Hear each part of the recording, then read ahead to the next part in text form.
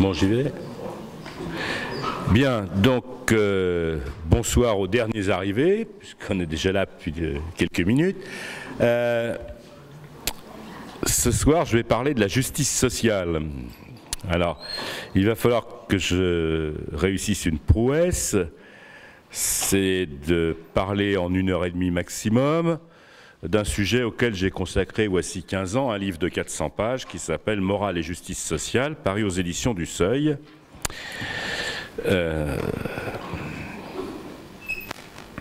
Donc je vais être nécessairement un peu succinct. Je vais partir d'une affirmation qui est assez célèbre en son genre, qui est de Friedrich Hayek, qui dit « Le concept de justice sociale est nécessairement vide et dénué de sens ». On trouve ça dans Droit, législation et liberté, un livre de 1973. Hayek, vous le savez peut-être, est le fondateur de la Société du Mont Pèlerin, et il a été, j'allais dire, le grand prêtre du néolibéralisme, qui a fini par l'emporter dans les politiques publiques à partir des années 80. Et de fait, la justice sociale a déserté le champ du discours politique. Tout un pan de la pensée philosophique, d'Aristote à John Rawls, en passant par Thomas d'Aquin, Rousseau, Kant et Hegel, a été en quelque sorte mis hors circuit. Et au moment où les inégalités explosent, où les protections arrachées par les travailleurs au cours de luttes multiséculaires sont balayées par les réformes, je vais mettre des guillemets, d'un capitalisme devenu absolu, eh bien peut-être est-il impératif de revisiter la pensée de la justice sociale, car il n'y a aucune liberté là où les droits et la dignité des plus pauvres sont bafoués. Alors faire la liste des théories de la justice est impossible dans un temps aussi court que celui d'une conférence. Je pourrais essayer de faire des typologies pour classer ces différentes théories, mais on s'en tiendrait là à des abstractions un peu creuses. Ce que je vais essayer de faire, c'est tout d'abord de montrer ce que c'est qu'une théorie de la justice. Deuxièmement, de montrer les diverses manières d'envisager la question de la justice sociale. Et puis, en troisième lieu, j'examinerai les limites de cet exercice intellectuel en montrant qu'on doit aller au-delà de la justice sociale.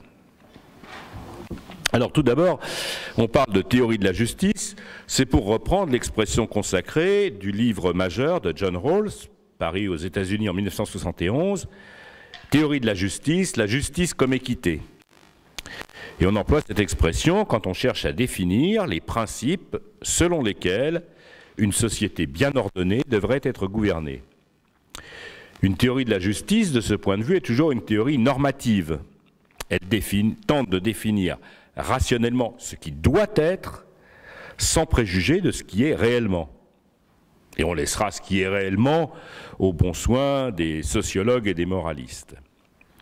Lorsque, par exemple, Aristote, dans le livre 5 de l'Éthique à Nicomaque, définit la justice, il s'agit pour lui de concevoir quelles sont les lois qui doivent gouverner les rapports entre humains à l'intérieur d'une cité, pour que celle-ci soit véritablement ce qu'elle doit être, c'est-à-dire le lieu d'une vie heureuse guidée par un choix réfléchi. Alors bien sûr, Aristote n'invente rien. C'est pas sorti de son cerveau. Il s'appuie sur la cité qu'il connaît bien, Athènes, sur sa constitution, sur la conception morale commune, ce qu'on appelle l'éthos, qui est celle de cette communauté politique. Mais il fixe à partir de là des principes généraux qui d'ailleurs auront une longue descendance, que ce soit dans l'éthique des grands philosophes arabo-musulmans comme Averroès, dans l'éthique chrétienne telle que la fixera Thomas d'Aquin, et au-delà dans toute une tradition qui irrigue encore souvent la pensée juridique, philosophique, contemporaine. Alors qu'est-ce que vise Aristote ? On pourrait le dire avec les mots de Rawls, il vise une société bien ordonnée. Alors qu'est-ce que c'est qu'une société bien ordonnée ? Eh bien c'est une société, je cite encore Rawls, qui n'est pas seulement conçue pour favoriser le bien de ses membres, mais est aussi déterminée par une conception publique de la justice. Alors il ne s'agit pas donc d'une réflexion morale sur le juste en soi, mais bien d'une conception publique, c'est-à-dire d'une conception qui peut être partagée par la majorité des membres d'une communauté et à laquelle ils peuvent se référer dans leurs décisions et comportements quotidiens et à laquelle le législateur lui-même se référera pour l'établissement des lois. C'est pourquoi la justice, chez Aristote, concerne d'abord la répartition des biens, des positions sociales et des récompenses, ce qu'on appelle la justice distributive, puis ensuite la punition des délits, la justice corrective, et enfin les règles de l'échange. On parle parfois de justice commutative. Bref, la théorie de la justice d'Aristote concerne l'ensemble des relations sociales. C'est la recherche du bon ordre pour qu'une cité soit harmonieuse et puisse durer. Alors cette conception s'est complexifiée dans les sociétés modernes, dans la mesure même où les attributions de l'État se sont étendues. À la justice distributive, on pourrait lier aujourd'hui l'ensemble des lois sociales, des systèmes de protection contre la maladie, l'assurance vieillesse. La justice corrective elle-même est devenue aussi bien plus complexe, en prenant d'ailleurs en compte bien des remarques qu'Aristote avait faites et qui sont restées souvent un peu lettre morte. Par exemple, chez Aristote, il y a une critique assez subtile de la loi du talion, la justice de Rhadamante, comme il dit. Et puis, il y a également chez lui toute une réflexion sur la notion de responsabilité. Quand quelqu'un est-il responsable de ses actes? Quand peut-il être tenu pour ayant une responsabilité atténuée? Il y a toute une réflexion extrêmement subtile et qui pourrait encore largement inspirer nos juristes aujourd'hui. Et puis la justice des échanges, elle renvoie à toutes les réglementations économiques qui vont de la garantie de la loyauté dans les transactions commerciales jusqu'au droit du travail, pour parler d'une question évidemment qui n'est pas d'actualité. Bon, alors il s'agit ici seulement de déterminer des principes, c'est-à-dire de les fonder en raison.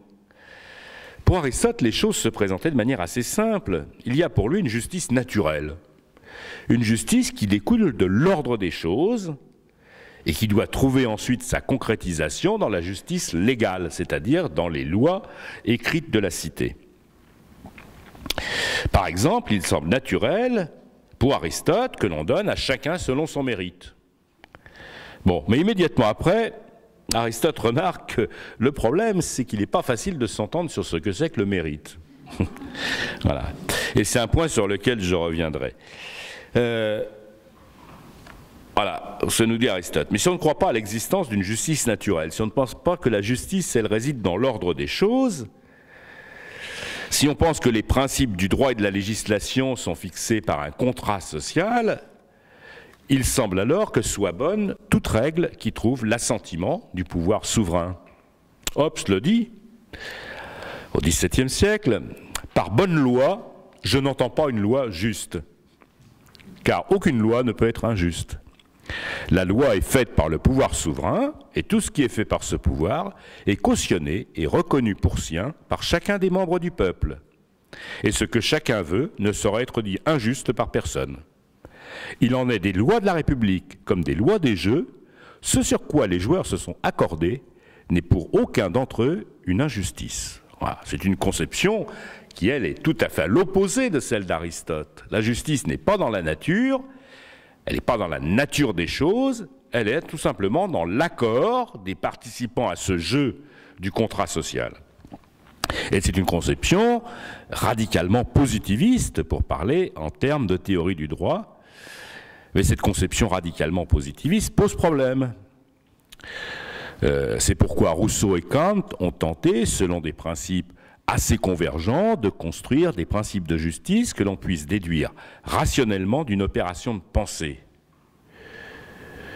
Non pas l'arbitraire des décisions que prend une assemblée, mais quelque chose qui doit découler logiquement de la raison. Le pacte social originaire chez Rousseau est une telle opération de pensée qui vise à construire logiquement ce que doit être une société juste. Et de la même manière, l'application au droit de l'impératif catégorique chez Kant vise à construire un droit qui soit fondé entièrement en raison. Alors, John Rawls, lui, va donner une justification a priori également des principes de justice. Ils sont, dit-il, issus d'un accord conclu dans une situation initiale elle-même équitable, et ils sont donc renvoyés à une situation initiale, un peu à la manière de la théorie de Rousseau du contrat social, entre des partenaires qui seraient des êtres rationnels mutuellement désintéressés. À la place de la fiction de l'état de nature de Rousseau, Rawls propose une autre fiction, celle du voile d'ignorance. Les principes de base justes sont les principes qu'adopteraient des individus placés sous voile d'ignorance, c'est-à-dire des individus réunis pour délibérer, qui connaîtraient les principes de base de l'économie et de la philosophie politique, mais ignoreraient leurs propres avantages. Autrement dit, il faut imaginer que les principes de justice sont décidés par une assemblée d'individus qui ignorent s'ils sont jeunes ou vieux, riches ou pauvres, hommes ou femmes, qui sont des purs êtres de raison. Et ce que Rawls propose, c'est une expérience de pensée, et Rawls affirme que des individus placés dans un tel voile d'ignorance adopteraient les principes de sa théorie de la justice, que j'expliquerai tout à l'heure, parce que, dit-il, ils adopteraient la seule stratégie qu'on puisse adopter dans cette situation, qui est la stratégie du maximine, qui était élaborée dans la théorie des jeux, et qui consiste à maximiser la situation la plus défavorable. Alors, voilà, je reviendrai en détail sur cette thèse de Rawls. Il y a une dernière manière d'envisager le moyen de fonder une théorie de la justice sociale, elle est donnée par l'utilitarisme, et en premier lieu par Jeremy Bentham dans ses principes de morale et de législation. Donc c'est un auteur de la fin du XVIIIe, début du XIXe. Alors il s'agit pour cet auteur de définir les principes de morale et de législation à partir de l'idée presque évidente selon laquelle est bonne toute action qui produit une augmentation du bonheur ou une minimisation de la peine pour le plus grand nombre. Voilà. C'est une conception, j'attire l'attention là-dessus, c'est une conception qui est radicalement collectiviste. Radicalement. Bien que l'utilitarisme soit souvent la doctrine anglo-saxonne favorite, dans son essence, une conception collectiviste. Une conception collectiviste du bien qui a été accueillie avec beaucoup de faveur, tant dans les milieux libéraux que souvent dans les milieux socialistes. Au XIXe siècle, il y avait beaucoup de socialistes qui étaient utilitaristes. Alors l'utilitarisme repose sur un calcul des plaisirs et des peines et leur sommation à l'échelle de la société. Si vous décidez une action, vous allez voir qu'est-ce que ça entraîne pour tout le monde.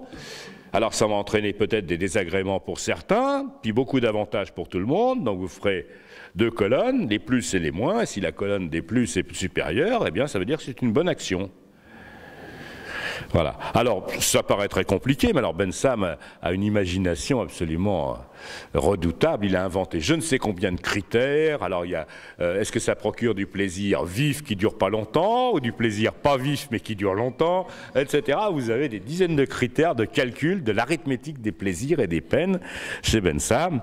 Et il était même tellement soucieux de justice que Bentham avait inventé, il dit, parce que si on punit quelqu'un, il faut être garanti quand même que la punition soit la même pour tous, pour le même délit. Donc il avait inventé une machine à donner des coups de fouet, de façon à ce que le fouet frappe également et imperturbablement sur sa victime, alors qu'un humain, vous donnez ça à un bourreau, au début il est dur, mais à la fin il finit par se lasser, donc le deuxième puni sera moins puni que le premier. Donc ça, il a proposé une machine à donner des coups de fouet. Bon. Le problème de l'utilitarisme, c'est précisément que c'est une conception collectiviste. Et il rompt de ce point de vue avec toutes les philosophies issues de Rousseau et de Kant, parce que l'utilitarisme suppose que les droits et les intérêts du petit nombre peuvent être sacrifiés pour le bonheur du plus grand nombre. Et c'est d'ailleurs pour cette raison que John Rawls va rejeter l'utilitarisme. Il dit que l'utilitarisme ne peut pas être le principe d'une société bien ordonnée. Voilà, en gros, comment les choses se présentent. Alors, si on cherche un point commun entre les diverses théories de la justice, et je vais sortir l'utilitarisme tout de suite, eh bien, la question essentielle de ces théories, c'est la question de l'égalité. La justice, c'est l'égalité, dit Aristote. Et ça semble naturel de penser ainsi. Après tout, les enfants, quand on partage un gâteau, la première chose dont ils se plaignent, c'est « il a une plus grosse part que moi ». Hein, le sentiment de l'injustice, il naît de cette inégalité. Mais il faut ensuite s'accorder sur égalité de qui et de quoi. Voilà. Par exemple, Aristote ne pose pas du tout l'égalité entre tous les hommes, car pour lui, il va de soi que les hommes ne sont pas égaux. Les esclaves ne sont pas égaux aux hommes libres, les femmes ne sont pas les égales des hommes, etc. Mais ce qui définit les citoyens, pour Aristote, c'est qu'ils sont des égaux dans l'espace public. Et c'est même ainsi que la liberté est définie. Pour Aristote, être libre, c'est être gouverné par des gens du même genre que soi. Et donc la liberté, c'est l'égalité pour Aristote. Là où il y a inégalité, il n'y a pas de liberté. Hein, je pense que c'est une idée, en dépit des limites qu'Aristote met. Alors pour les femmes, c'est compliqué. Aristote, on a du mal à le résumer en 3 mots parce que vous trouvez toujours 2 phrases un peu plus longues et dit d'accord, j'ai dit ça, mais c'est peut-être plus compliqué que ce que je viens de dire. Sur les femmes, par exemple, il dit bien sûr, les hommes et les femmes sont complémentaires, ils ne sont pas égaux. Mais il y a à l'intérieur de la famille tout de même. Il y a entre l'homme et la femme une relation politique. Et politique chez Aristote, c'est une relation entre égaux. Voilà, donc c'est très compliqué, même sur le problème de l'esclavage. C'est un auteur qui n'est pas très à l'aise avec l'esclavage. Si on veut bien le lire jusqu'au bout, hein, évidemment. Alors, l'égalité, on va la retrouver chez Rousseau. Et chez Rousseau, l'égalité, c'est la condition même du contrat social. Mais cette égalité, chez lui, elle est pas seulement purement juridique, c'est pas seulement la fameuse égalité en droit. Il est nécessaire aussi, nous dit Rousseau, qu'il y ait aussi une certaine égalité des conditions et des fortunes, car de trop grandes inégalités sociales sont incompatibles avec des libertés politiques égales pour tous. Autrement dit, si on veut garantir la liberté politique pour tous, c'est-à-dire si on veut garantir la liberté tout court, car si la liberté n'est pas pour tous, ça veut dire que c'est la tyrannie qui règne. Eh bien, si on veut garantir la liberté égale pour tous, il faut limiter sévèrement toutes les inégalités. Il faut limiter l'enrichissement. Hein, Rousseau prône une république frugale. Il faut, nous dit-il, il donne un critère, il faut que personne ne soit assez riche pour en acheter un autre et personne si pauvre qu'il soit obligé de se vendre. Voilà, ça vous donne la marge dans laquelle peuvent fluctuer les inégalités plus ou moins inévitable. Personne ne doit être assez riche pour acheter quelqu'un d'autre, personne ne doit être si pauvre qu'il ne soit obligé de se vendre. Ça veut dire quoi? Tout le monde est propriétaire de ses instruments de production, c'est une société de petits producteurs. La République de Rousseau, c'est une république d'hommes indépendants. Et Rousseau, ici d'ailleurs, ne fait que reprendre cette vieille conception républicaniste. Un homme indépendant, c'est un homme qui peut vivre de son travail avec ses outils. On trouve ça chez James Harrington dans Océana au moment de la Révolution anglaise. Harrington, il dit qu'est-ce que c'est un homme libre? C'est un homme qui a sa charrue et son fusil. Voilà. N'oubliez pas le fusil. Bon, alors les théories de la justice contemporaine, elles tournent autour de cette question de l'égalité. Chez John Rawls, par exemple, la question centrale, c'est l'égale liberté pour tous. Et pour lui, c'est un principe inviolable, c'est un principe constitutionnel, inviolable, irrécusable. Je parlerai également, je crois que j'ai mis les noms au tableau, de Ronald Dworkin, qui lui pense que l'égalité, c'est l'égalité des ressources. Il faut que tous les individus, au départ, disposent des mêmes ressources. Et puis j'évoquerai un troisième penseur, qui est Amartya Sen, qui est surtout connu comme économiste puisqu'il a obtenu le prix d'I Nobel, qui est en fait le prix de la Banque de Suède d'économie, et Amartya Sen développe une autre conception de l'égalité, l'égalité des capacités. Je dirai ce que c'est après. Donc vous voyez, pour tous ces auteurs, il y a bien un principe qui est le principe d'égalité. Ensuite, ils vont diverger sur la manière dont ce principe s'exprime. Mais l'égalité, elle est la justice sociale. Alors je vais commencer par donner un aperçu de la théorie de John Rawls. Rawls est né en 21, il est mort en 2002, c'est un des principaux philosophes américains du siècle passé. Et ses travaux ont profondément renouvelé la philosophie morale et politique dans la dernière partie du XXe siècle. Et il a suscité un vaste débat parmi les philosophes, en pour, en contre, et au-delà chez les économistes, les sociologues et les politiques. On a calculé que si on prenait les livres de Rawls, les articles de Rawls, les livres contre Rawls, les articles sur Rawls, on avait une bibliographie qui tenait dans un livre de 800 pages. Donc c'est quelqu'un qui a été à l'initiative d'un débat nourri, et Rawls lui-même d'ailleurs a passé sa vie à répondre, à corriger son propre point de vue, à dire là je me suis mal exprimé, peut-être qu'il faut que je revoie, etc. Et c'est un modèle de ce que c'est qu'un débat philosophique, hein, ce qui s'est fait autour de Rawls, et c'est un auteur pour lequel personnellement j'ai le plus grand respect. J'ai consacré pas mal de temps à étudier Rawls, j'ai publié pas mal d'articles, et une bonne partie de mon bouquin est consacrée à Rawls, bien que je ne sois pas rawlsien, je vous dirai pourquoi. Donc son ouvrage majeur, c'est La théorie de la justice, qui n'a été publié en France qu'en 1987, alors qu'il était publié aux États-Unis en 1971. Alors la théorie de la justice, c'est une tentative de définir les principes d'une société à la fois égalitaire et pluraliste. Alors pour Rawls, il ne s'agit pas de décrire la société existante, mais il s'agit d'une société utopique, mais dit-il, c'est une utopie réaliste, car ces présuppositions sont les conceptions morales et politiques des sociétés libérales, démocratiques, modernes. Et Rawls propose une théorie d'ensemble qui porte aussi bien sur l'organisation politique que sur le droit.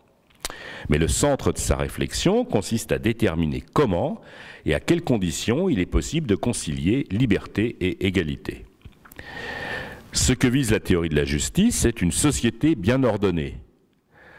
Dans une telle société, pour Rawls, les inégalités de revenus et de position sociale ne peuvent pas dépendre de la loterie naturelle qui distribue les talents ou les héritages, mais doivent être justifiées, si elles sont nécessaires, par des principes de justice et non par la règle de l'utilité sociale. Dans une société bien ordonnée, les participants, nous dit Rawls, sont des agents rationnels qui poursuivent leurs propres intérêts, donc ils ne nous demandent pas des altruistes, ni d'avoir été élevés au biberon de la charité chrétienne, des agents rationnels qui possèdent leurs propres intérêts. Et la théorie de la justice, dit-il, est compatible avec le libéralisme traditionnel. Rawls définit sa propre théorie comme libéralisme politique. Et au fond, propose-t-il, des égoïstes rationnels pourraient accepter les principes de base de la théorie de la justice, et a fortiori des êtres altruistes le feraient aussi. Alors l'objet de la théorie de la justice, c'est de déterminer la structure de base de la société, c'est-à-dire de déterminer un ensemble d'institutions sociales qui forment un système cohérent de coopération. Alors les principes de base sont formulés ainsi. Premièrement, nous dit Rawls, chaque personne a un droit égal à un ensemble pleinement adéquat de liberté, au pluriel, et de droits de base égaux pour tous, qui soient compatibles avec un même ensemble pour tous. Donc il ne parle pas de la liberté en général, il parle de liberté au pluriel, comme un vulgaire marxiste à l'ancienne, de liberté au pluriel qui forme un ensemble, il faut que chacun puisse disposer du même, en quelque sorte, package de base de liberté. Et parmi toutes ces libertés, les libertés politiques égales pour tous, et elles seules doivent être garanties à leur juste valeur. Voilà, il y a dans toutes ces libertés, certaines peut-être ne seront moins importantes que d'autres, et les libertés politiques sont les plus importantes. Et l'égalité des libertés politiques est la plus importante. Et Rawls en tire beaucoup de conclusions intéressantes. Deuxièmement, les inégalités sociales et économiques, parce que Rawls pense qu'il y en a nécessairement, doivent être organisées de façon à ce que, à la fois, petit a, on puisse raisonnablement s'attendre à ce qu'elles soient à l'avantage de chacun, et petit b, qu'elles soient attachées à des positions et à des fonctions ouvertes à tous. Ce deuxième principe, c'est ce qu'on appelle le principe de différence, et bien souvent, notamment chez les économistes, ils n'ont retenu qu'une chose de Rawls, c'est le principe de différence, en oubliant le principe d'égale liberté pour tous. Et ces deux principes se résument en une phrase: l'injustice est alors simplement constituée par les inégalités qui ne bénéficient pas à tous.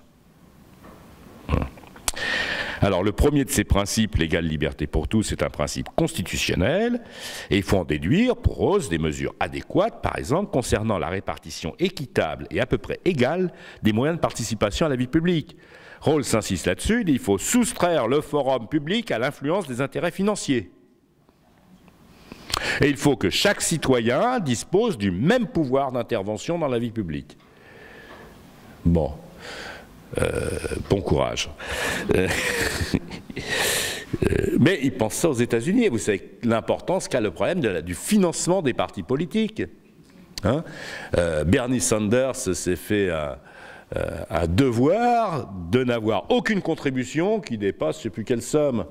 Et il refusait toutes les contributions qui viennent des contributeurs qui ont l'habitude de s'acheter des candidats. Sanders, lui, a dit que toutes les contributions viennent du peuple. Bon, c'est une bataille. Qui finance, hein? On pourrait donner un autre exemple, je vais essayer de ne pas être trop long, mais par exemple, qui détient la presse? Quand une bonne partie de la presse est détenue par quelqu'un qui est par ailleurs le principal fabricant de matériel militaire et d'avions, et qu'il utilise en plus le gouvernement comme son représentant de commerce, où est la liberté égale pour tous? La liberté de M. Dassault pèse 1 million de fois plus que celle de chacun d'entre nous ici. Donc la liberté n'existe pas dans ce pays. Voilà. Bah oui, mais c'est clair. Je veux dire, si quelqu'un pèse 1 million de fois plus que vous, c'est que vous n'êtes pas libre. C'est lui qui est libre. Voilà, on ne peut pas être libre tout seul, tout à fait. En plus, il est en fait aliéné, ce pauvre Dassault. Donc on est prêt à faire tout ce qu'il faut pour le libérer. Bon. Voilà, donc, moyen de la vie politique, ça c'est très important. Chez Rawls, ça joue, c'est quelque chose sur lequel il revient continuellement. Deuxièmement, ce qui concerne le principe de différence, c'est un principe qui repose sur l'idée de maximisation de la position des plus désavantagés. Alors, elle permet de répondre aux critiques traditionnelles contre l'égalitarisme, puisque l'égalitarisme se présente comme un principe d'égalité intégrale, alors que le principe de différence admet par exemple qu'on utilise les inégalités de revenus comme stimulant. Mais à l'expresse condition, nous dit Rawls, que ces inégalités introduites par exemple dans les revenus profitent à tout le monde et profitent d'abord aux plus défavorisés.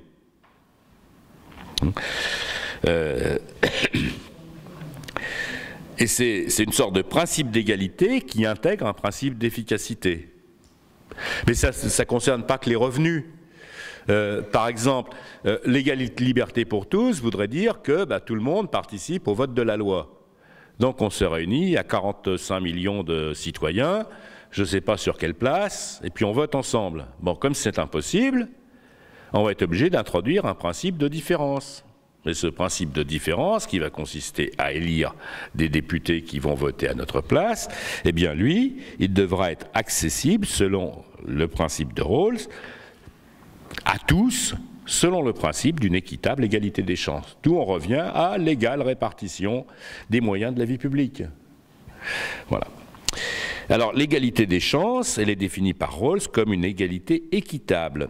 Et elle se distingue de la simple égalité des chances, qui est l'égalité formelle. Les positions doivent être ouvertes à tous, ceux qui ont les mêmes dons innés et les mêmes motivations, quelles que soient leurs origines sociales. Et sans prôner l'égalitarisme, Rawls estime que la répartition des richesses et des positions sociales ne ressortit pas à la mécanique naturelle de l'économie de marché, naturelle entre guillemets, mais au contrat social. Ça suppose de puissantes institutions de redistribution. Alors Rawls veut donner une justification a priori de ces principes. Dit-il, ils sont issus d'un accord conclu dans une situation initiale elle-même équitable, et ils sont donc renvoyés à cette situation initiale à la manière des théories du contrat social. Et cette situation initiale, c'est la fiction de l'état d'ignorance, dont j'ai dit quelques mots. Au fond, Rawls dit des individus placés sous le voile de l'ignorance, appliquant simplement les stratégies de la théorie des jeux, adopteraient mes principes. Je vais donner un simple exemple pour vous faire comprendre. imaginez que vous ayez à décider de qui a le droit de vote. Et vous n'avez aucun principe a priori.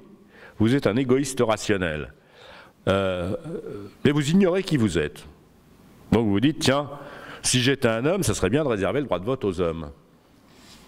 Bon, le problème, c'est que je prends cette décision et je risque d'être une femme. Pas de chance. Bon. Donc, cette solution qui serait optimale si j'étais un homme peut se révéler catastrophique. Donc, je vais maximiser la plus mauvaise des situations qui consiste à partager le vote également entre tous. Dans le premier cas, si je donne le droit de vote qu'aux hommes et que je suis un homme, et par exemple, j'ai donc la moitié, par exemple, je sais pas, il y a 100 citoyens et 100 citoyennes, je dispose d'une partie considérable du pouvoir.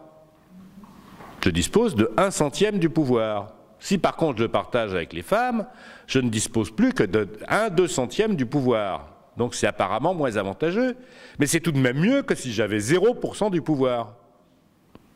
Donc, Rawls dit, en maximisant la plus mauvaise des hypothèses, je vais aboutir au principe d'égale liberté pour tous.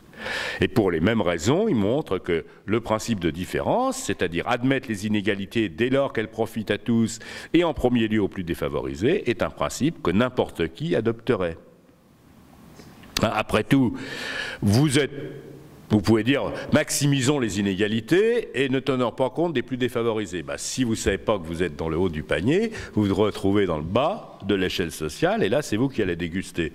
Donc vous acceptez les inégalités, mais à condition que ces inégalités vous profitent, même dans le cas où vous seriez en bas de l'échelle sociale. C'est une question de stratégie, de théorie des jeux. Donc, très généralement, la structure de base doit garantir l'égalité des chances, éviter que la répartition des individus d'une génération donnée sur des positions sociales ne soit la reproduction de la répartition de la génération précédente.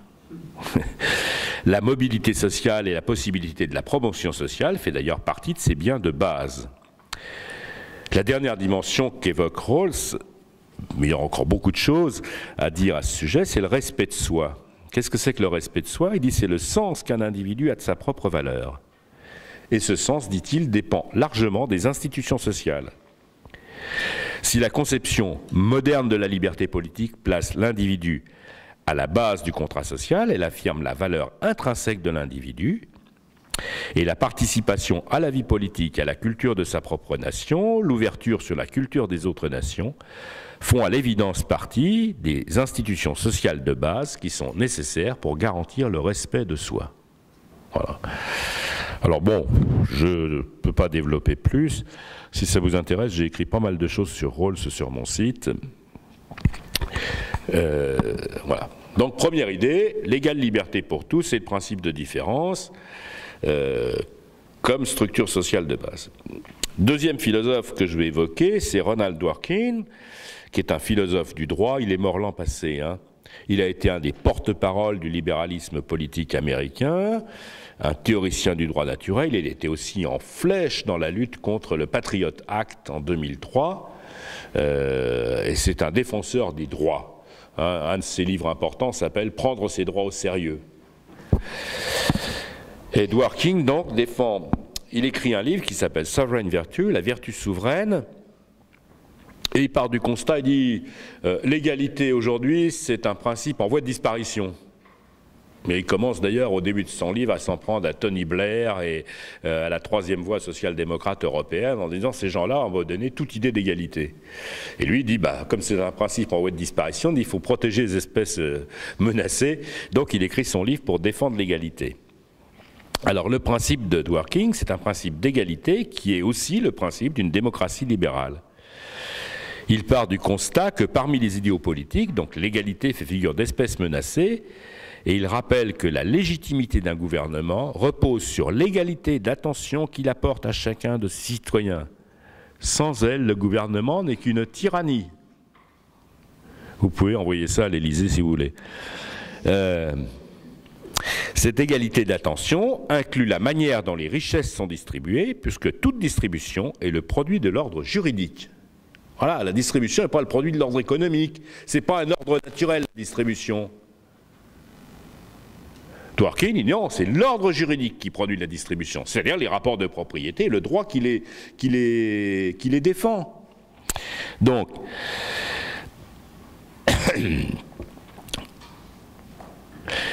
et c'est pourquoi la fortune de tel ou tel citoyen dépend massivement des lois dont la communauté auquel il appartient s'est dotée. Donc l'égalité pour lui ne peut être formelle, elle suppose une certaine forme d'égalité matérielle. Et cette conception, à son tour, suppose deux principes éthiques fondamentaux, celui de l'importance égale des vies individuelles et celui de responsabilité.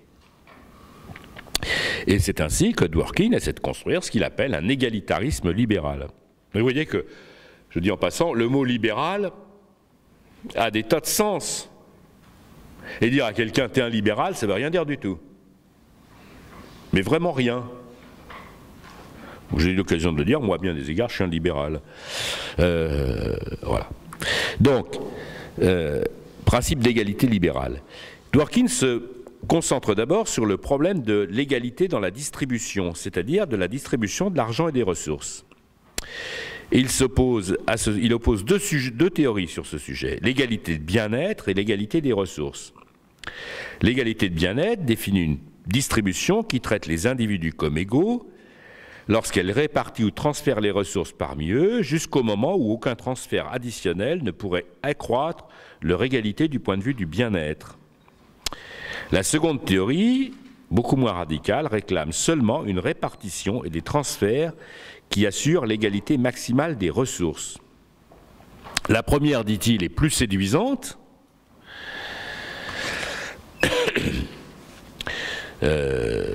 mais elle présente de nombreuses difficultés, en particulier parce qu'il existe diverses conceptions du bien-être, tout simplement. Et elle s'avère au total une théorie faible. L'égalité des ressources, au contraire, concerne les ressources qui peuvent être possédées de manière privative. Donc on va laisser de côté tout ce qui appartient au bien commun. Et la question de l'égalité de pouvoir est d'ailleurs une question différente. Il s'agit donc bien pour Dworkin de rester dans un cadre libéral qui suppose la propriété privée, ce qui suppose la possibilité de transfert des biens et donc du marché. Alors Dworkin soutient que l'objectif de l'égalité des ressources, d'ailleurs, ne s'oppose pas à l'action du marché, et il s'agit ici d'aboutir à un équilibre ou à un compromis entre l'égalité et les autres valeurs, efficacité, prospérité, utilité globale. Alors pour exposer le principe de l'égalité des ressources, il a recours à une fiction, comme le voile d'ignorance, comme le contrat social de Rousseau. Il imagine des naufragés sur une île déserte.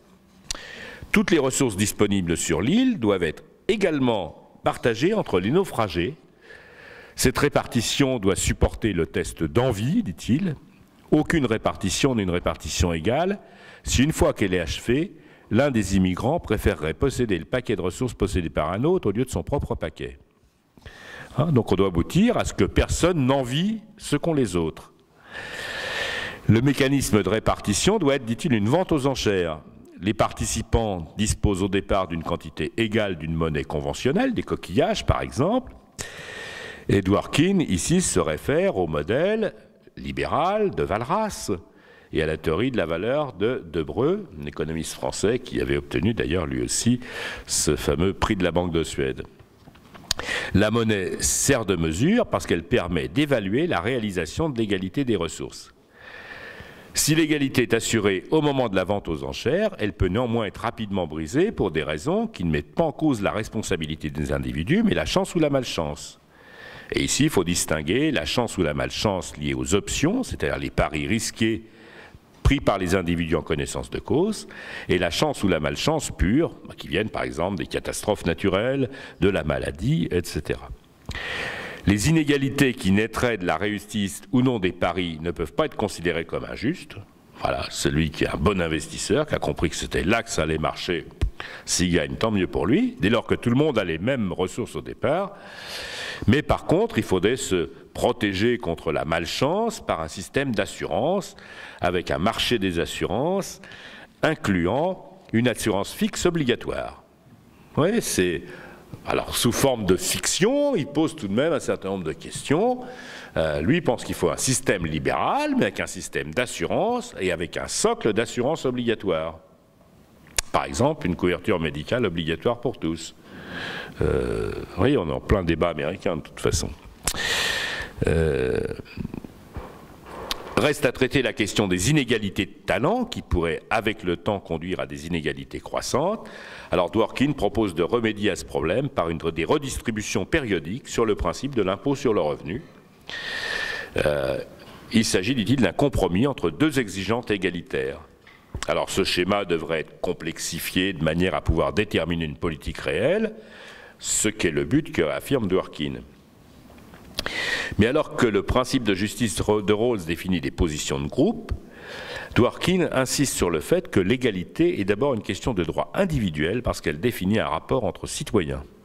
Donc c'est très individualiste la position de Dworkin. L'égalité des ressources posée dans ce monde fictif des naufragés et de la vente aux enchères des ressources disponibles peut-elle réellement être mise en œuvre, même de manière approximative, dans le monde réel ?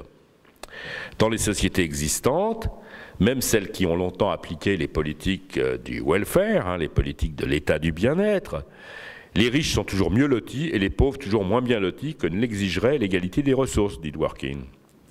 Et le programme de réforme redistributeur pourrait obliger les plus riches à exploiter leurs richesses dans certaines directions. Par exemple, on pourrait les obliger à investir dans l'économie réelle, comme on dit.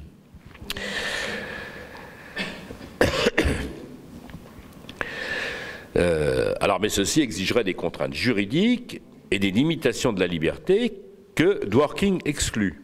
Alors, pour savoir dans quelle mesure des lois limitant la liberté des riches de dépenser leurs richesses selon leur bon vouloir seraient plus ou moins légitimes, Dworkin invente un principe de victimisation. Une personne est victime dès lors qu'elle subit un déficit de liberté. À l'aide de ce principe, il montre que la loi limitant les dépenses dans les campagnes électorales ne fait aucune victime. Personne ne voit sa liberté restreinte. Appliquant ce principe au système de santé, il soutient que le principe de victimisation permet de déterminer quel est le paquet de mesures souhaitables pour la réforme du système de santé. Donc vous voyez, c'est des théories qui visent tout de même une action pratique. Voilà. Le dernier que je vais aborder, c'est Amartya Sen, qui est né en 1933, il est d'origine indienne, mais il est citoyen britannique. Et il a étendu au départ sa réflexion aux questions de philosophie sociale et de théorie de la justice, puisque d'abord il a reçu un prix Nobel d'économie, puisqu'on l'appelle ainsi, en 1998 pour ses travaux sur la famine et le développement humain. Et notamment, il a soutenu cette thèse que le meilleur moyen de vaincre la famine s'appelle démocratie. Car, dit-il, plus un gouvernement est démocratique, moins il laisse les gens mourir de faim. Et que les gouvernements tyranniques, par contre, n'en ont rien à faire de laisser mourir les gens de faim. Ce qui est assez juste, d'ailleurs. Alors, pour lui, l'égalité, c'est l'égalité des capacités. Alors, la capacité, pour lui, c'est la liberté effective dont peut jouir un individu, c'est-à-dire l'ensemble des combinaisons de vie auxquelles il peut avoir accès. Dans une perspective à la fois proche et différente de celle des deux précédents, il veut redéfinir l'égalité dans une société libérale et démocratique. Et pour lui aussi, il est impossible d'opposer liberté et égalité, puisqu'une éthique qui fait de la liberté la valeur première est toujours obligée de se poser la question de la répartition de la liberté et jusqu'à quel point elle doit être égale. Vous voyez, il y a vraiment tout de même un fond commun. Une éthique de l'organisation sociale qui puisse résister au temps est toujours fondée sur l'égalité de quelque chose. Le problème, c'est de savoir égalité de quoi, dit Sen. Et la difficulté pour répondre à cette question tient à deux facteurs. D'une part, l'hétérogénéité humaine, et d'autre part, la multiplicité des critères permettant de définir l'égalité. Égalité des revenus, égalité de bien-être, égalité des utilités, pour parler comme les économistes. On pourrait même, comme le fait Robert Nozick, justifier l'inégalité des revenus par l'égalité des droits libertariens, c'est-à-dire l'égalité des droits de propriétaire. Bon, je ne parle pas des libertariens aujourd'hui, parce que c'est pareil, j'ai vraiment pas le temps. Mais vous savez que c'est des gens qui ont une certaine influence aux États-Unis en particulier, et aussi il y a quelques exemplaires français, notamment dans un certain nombre d'universités, notamment à Paris-Dauphine, où vous avez des gens qui sont des libertariens purs et durs, c'est-à-dire qui ne jurent que par une chose, le droit de propriété, la liberté du marché pour régler tous les problèmes.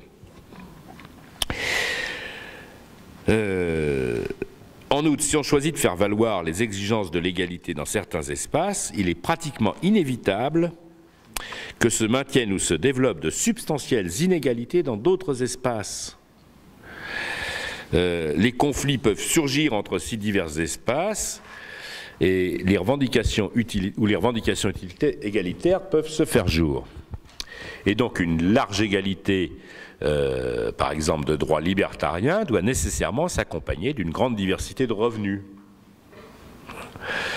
Donc Sen refuse, lui, les théories utilitaristes, parce qu'elles ne peuvent, par construction, prendre en compte la liberté et l'égalité des droits. Il s'oppose également aux approches fondées sur la distribution des ressources, comme celle de Dworkin ou de Rawls.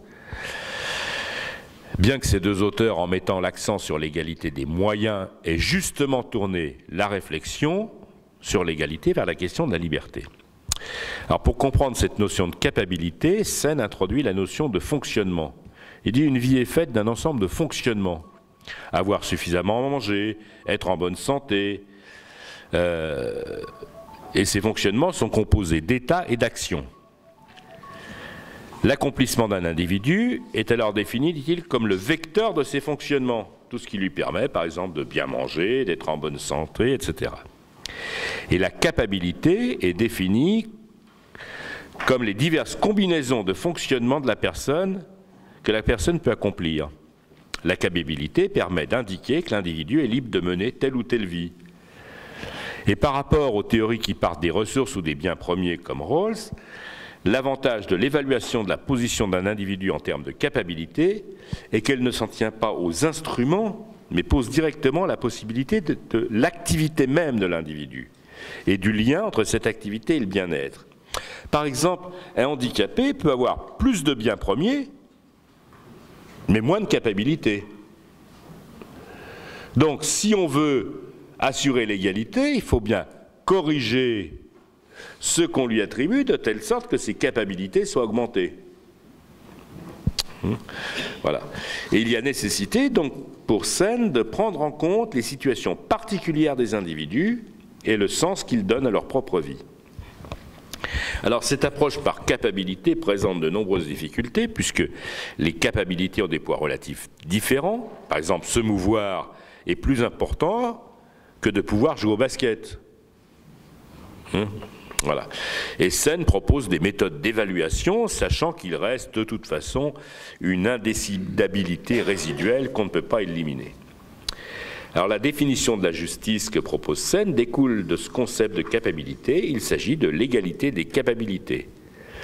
Dans l'évaluation de la justice fondée sur la capacité, les revendications des individus ne doivent être jugés en fonction des ressources ou des biens premiers qu'ils détiennent respectivement, mais de la liberté dont ils jouissent réellement, de choisir la vie qu'ils ont des raisons de valoriser. Il s'agit donc bien pour Sen de penser en termes de liberté réelle et pas de liberté formelle, et pas en termes simplement d'instruments de la liberté. Et ce faisant, il écarte deux manières erronées de penser l'égalité des moyens et l'égalité des résultats. Toutes les valeurs éthiques égalitaires, l'égalité de capacité, doit répondre aux arguments des défenseurs de l'inégalité. Les deux arguments principaux concernent l'incitation. Si tout le monde a les mêmes chances, tout le monde a les mêmes... à l'égalité des revenus, par exemple, personne ne sera incité à travailler plus. C'est l'argument classique en faveur de l'inégalité. Et puis le deuxième, c'est celui de l'asymétrie de la décision, l'asymétrie opérationnelle. Cette dernière consiste à donner plus de pouvoir à certains individus pour des raisons d'efficacité. Ah oui, il faut bien un chef. Donc, vous allez obéir. Donc, ce chef, il aura plus d'avantages que vous. Ça, c'est l'asymétrie opérationnelle. Pour des raisons d'efficacité. Et Parce que tout le monde n'aurait pas une égale capacité à prendre des décisions, puisque les compétences différentes et bien déterminées sont nécessaires dans la direction de l'État ou des entreprises. Mais l'argument de la symétrie opérationnelle ne concerne que certains domaines particuliers et pourrait finalement ne pas être très pertinent pour un grand nombre d'autres domaines. En ce qui concerne l'incitation, qui joue un grand rôle dans la littérature économique, qui a même été à la base aussi du stakhanovisme, hein, donc ça n'a pas concerné que le système capitaliste libéral, l'incitation donc, qui concerne l'allocation des ressources, on ramène souvent les inégalités d'accomplissement aux décisions, aux efforts différents des individus. Voilà. Mais si des différences humaines spécifiques jouent un rôle majeur dans l'inégalité des accomplissements ou des libertés, l'argument de l'incitation perd beaucoup de sa portée. Par exemple, les différences d'âge et de sexe jouent un rôle important dans l'inégalité des capacités. Et donc l'incitation, là, ne pourra rien pour corriger ça. Dans ce cas, une politique égalitariste ne pourrait pas entraîner une baisse de l'incitation, comme l'affirmaient les modèles économiques standards.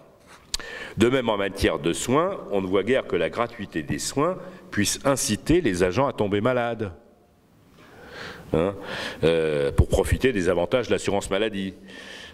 Par conséquent, toutes les discussions, soit dit en passant, sur l'argent comme moyen de responsabiliser les malades sont, dans le meilleur des cas, stupides.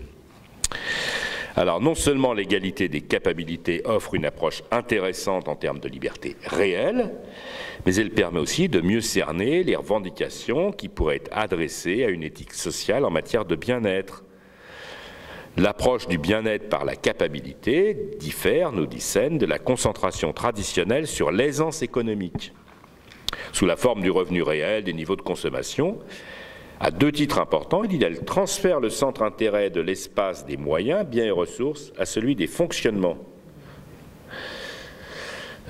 qui sont perçus comme les éléments constitutifs du bien-être humain. Et deuxièmement, elle permet, sans en faire une obligation, de prendre en considération l'ensemble considéré par les vecteurs de fonctionnement possibles entre lesquels une personne choisir. Par exemple, on peut donner à tout le monde les moyens de faire du sport. C'est très égalitaire. Mais celui qui préfère faire du latin plutôt que du basket. Voilà. Et donc, Sen attire l'attention sur le fait que la véritable égalité doit permettre à chacun de pouvoir également choisir ses fonctionnements de vie. Et ce n'est pas simplement une question de biens matériels à la disposition. C'est là-dessus qu'il insiste fortement. Voilà. Bon, alors, si intéressantes soient toutes ces théories de la justice, et notamment parce qu'elles ont une vertu heuristique, elles permettent d'expliquer. Elles permettent de faire de la clarté, par exemple, dans l'analyse des politiques publiques. Donc, en ça, elles ont une vertu heuristique qui me semble importante. Elles ont également une vertu critique. Parce qu'à tous ceux qui disent les inégalités sont justifiées, elles permettent de donner des réponses argumentées. Néanmoins, selon moi, elles ne sauraient remplacer une philosophie sociale. Elles sont purement normatives, mais en fait, elles présupposent des sociétés comme les nôtres, c'est-à-dire des sociétés libérales reposant sur le marché et la libre concurrence. Elles s'inscrivent d'ailleurs toutes dans l'optique que Rawls a définie comme libéralisme politique. Dworkin peut revendiquer cette étiquette et Amartya Sen aussi. Et je crois que c'est là que le bas blesse, et ça explique sans aucun doute une partie de l'éclipse qu'ont subi ces théories dans le débat public au cours des dernières années. Rawls, comme j'ai eu l'occasion de le dire, produit une théorie de la justice qui est au fond compatible avec l'état keynésien du welfare. L'état modèle 1945, comme on dit au MEDEF. Et il en fournit une justification théorique. Mais le welfare est mort. Il est mort de la crise du mode d'accumulation post-Seconde Guerre mondiale. Il est mort de la crise ouverte en 1971 avec la mort du système monétaire international de Bretton Woods. Il est mort aussi de la chute de l'Union soviétique, puisque tant que les capitalistes ont craint l'expansion du système soviétique, ils ont souvent cherché à proposer une alternative sociale qui préserve les bases du mode de production capitaliste en donnant satisfaction à un certain nombre de revendications égalitaires. Bon, la fin de la peur du rouge, combinée à la nouvelle période d'accumulation dominée par la mondialisation et la financiarisation, rend l'État social modèle 45 inutilement coûteux pour ceux qui nous gouvernent. Voilà, alors je vais essayer de poser le problème autrement. D'une part, on peut faire remarquer que la justice ne s'impose comme question centrale que lorsque l'amitié civique n'existe plus, et que les individus sont voués à mener des existences séparées, pour reprendre la formule du père spirituel des libertariens américains, Robert Nozick. Voilà. Il y a besoin de théorie de la justice parce que la société est fondée sur des individus en concurrence. Et ça, c'est le point de départ de Dworkin, de Rawls et de Amartya Sen. Tant que prime la loi communautaire, la solidarité s'organise spontanément. Entre amis, tout est commun. Et les théories de la justice, elles interviennent précisément parce que plus rien ne nous est commun. On a besoin de régler ça par le droit. Voilà. De ce point de vue, les critiques libérales des libertariens ne sont pas tout à fait fausses. Parce que qu'est-ce que dit Nozick et qu'est-ce que disent un certain nombre d'auteurs? Ils disent, ben oui, la justice sociale administrée par l'État, c'est quoi? C'est une manière de nous faire agir conformément à des sentiments que nous ne prouvons pas. On vous oblige à être charitable, à penser à vos frères, alors que vous n'y pensez plus. Alors, on peut dire ce qu'on veut de cette idée, mais c'est pas faux comme diagnostic. Si la société c'est chacun pour soi, bah, une théorie de la justice sociale n'a plus beaucoup d'intérêt. Chacun se débrouille vraiment. On ne va pas vous demander de penser aux autres si vous admettez que le seul principe c'est chacun pour soi. Eh ben oui. Hein, et de ce point de vue, les critiques des libertariens ne sont pas toutes sans fondement. Voilà. Pas toutes sans fondement. Voilà. Ça, c'est un premier point. Ça a été développé, cette critique, notamment par Alain Caillé, la revue du MOS, etc., qui montre bien comment la justice sociale s'impose là où le don a disparu. Alors, il y a un autre point qui me semble essentiel, pour le dire vite, c'est que la question, ce n'est pas celle des inégalités. N'en déplaise à Thomas Piketty, qui fait dans son livre Le Capital au XXIe siècle, qui baptise ainsi parce qu'il n'a jamais lu le Capital de Marx, comme lui-même l'a dit, il dit la question centrale c'est les inégalités. Ben non, ce n'est pas les inégalités, je suis désolé. La question centrale, c'est celle des rapports sociaux de production, c'est exactement celle qu'élimine Rawls, Dworkin, etc. Est-il si important de se demander si X gagne légitimement 4 fois plus que Y ? Quand on évite de poser la question des rapports sociaux entre X, propriétaire des moyens de production et acheteur de force de travail, et Y, qui n'a pour vivre que sa force de travail à vendre. Après tout, qu'un joueur de football gagne des sommes extravagantes, ça peut vous choquer, mais au fond, personne n'est obligé de le supporter. Vous n'êtes pas obligé d'aller au match, de payer hors de prix le billet d'entrée à un match de foot, ni de se précipiter derrière la télévision pour faire monter les recettes publicitaires de la chaîne de télévision qui retransmet le match. Ce joueur de football, il a volé personne, puisqu'il ne vit que de l'argent que les supporters lui donnent bénévolement. Et donc l'inégalité des revenus des joueurs de foot, des joueurs de tennis, etc., je ne parle pas des sommes extravagantes que gagnent les joueurs de golf, ça n'est pas le problème.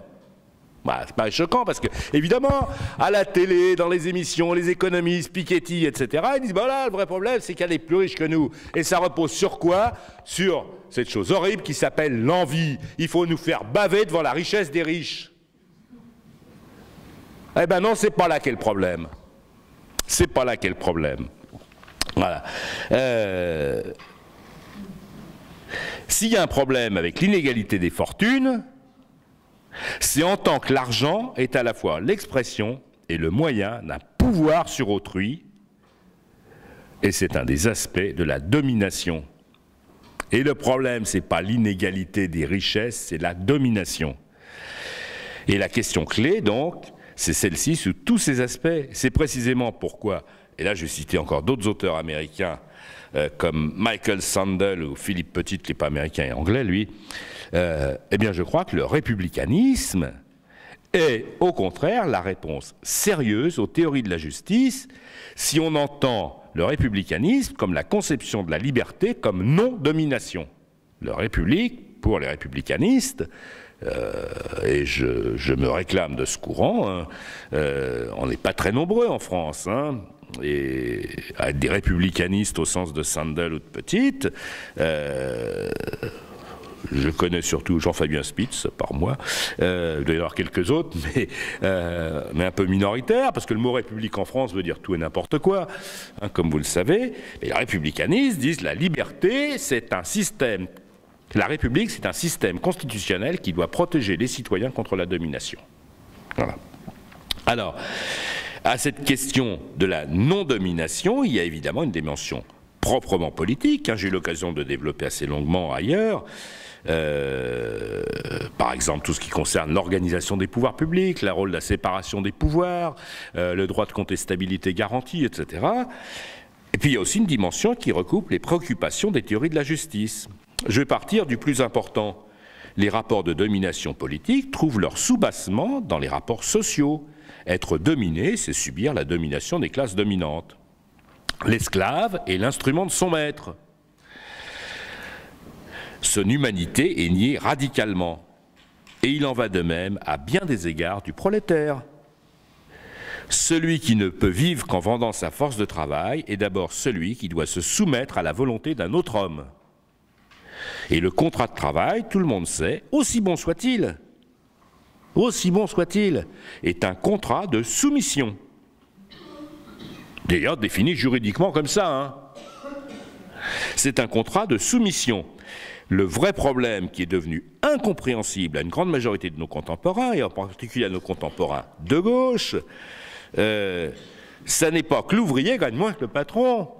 Ça, c'est pas important. Le patron peut toujours justifier, il dit « moi je pense plus d'heures que toi, et puis j'ai pris des risques, et puis les négociations c'est moi qui m'en occupe, et puis si on boit le bouillon c'est moi qui vais trinquer. Donc le patron a de bonnes raisons de dire « je gagne plus que toi ». Donc le problème, c'est pas que le patron gagne plus que l'ouvrier. Le problème, le vrai problème, hein, c'est que le patron a barre sur l'ouvrier. La formule du capital chez Marx, c'est A, argent, marchandise, plus d'argent, A, prime, cette formule théorique abstraite, c'est la formule de la domination.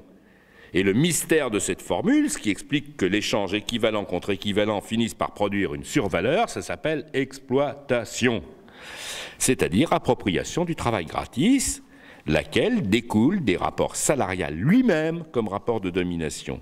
Et ici, les formes importent peu.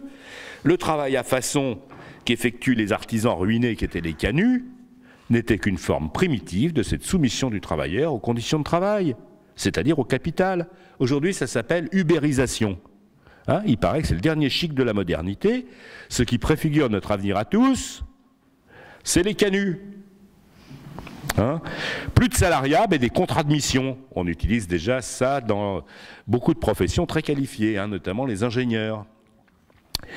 Alors, qu'est-ce que sont ces contrats de mission? Rien d'autre que des contrats salariaux dans lesquels le patron n'est plus obligé de vous payer quand il n'a pas besoin de vous licencier ou je ne sais quoi encore, dès lors que son carnet de commandes fléchit. Voilà. Ou dès qu'une machine tombe en panne, ou que les intempéries affectent l'activité. Vous avez une mission. Ah bah ouais, tiens, toi t'es maçon, tu devais me monter ce mur. Ah bah ouais, t'as ta mission. Ah bah il y a 15 jours de gel et de neige, tu peux rien faire. Moi j'y peux rien. Je te paye que ta mission. C'est ça l'ubérisation de l'économie qui se prépare. Pas seulement chez les chauffeurs de taxi. et que beaucoup de belles gens nous présentent comme le dernier chic, la dernière chose moderne à laquelle on doit tous se préparer. Vous entendez ça matin, midi et soir sur les grandes chaînes, à commencer par France Inter, Radio Gouvernement, Radio Patronat réunis. Bon, voilà. Bon, pour comprendre tout ça, il suffit de lire Le Capital, d'un vieil auteur, blanc, européen, mort, Karl Marx. Un livre qu'on ne lit plus, sauf quelques-uns par ici, et